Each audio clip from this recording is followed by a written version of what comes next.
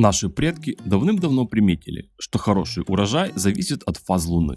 Считалось, что все культуры, растущие над Землей, нужно сеять на растущую Луну, а те, которые дают урожай под землей, то есть корнеплоды и луковые, сажать на убывающую Луну. В новолуние и полнолуние ничего не сажали. Эти знания они передавали детям и внукам. Сейчас вся эта информация удобно отображается в лунном календаре.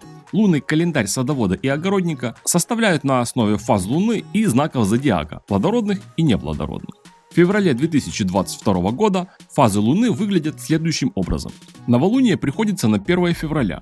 Далее идет период растущей Луны со 2 по 15 февраля. Потом полнолуние 16 числа. С 17 по 28 февраля Луна убывает. Все даты, указанные в таблице, которую вы видите на экране, являются благоприятными для посева семян, но дни, выделенные зеленым цветом, самые удачные для посевов и посадок. Сделайте снимок экрана, чтобы она была у вас всегда под рукой. В марте 2022 года фазы Луны выглядят так. Новолуние приходится на 2 марта. Далее идет период растущей Луны с 3 по 17 марта. Потом полнолуние 18 числа. С 19 по 31 марта Луна убывает. 2 и 18 марта ничего не сажаем, а далее смотрите таблицу благоприятных посадочных дней на март.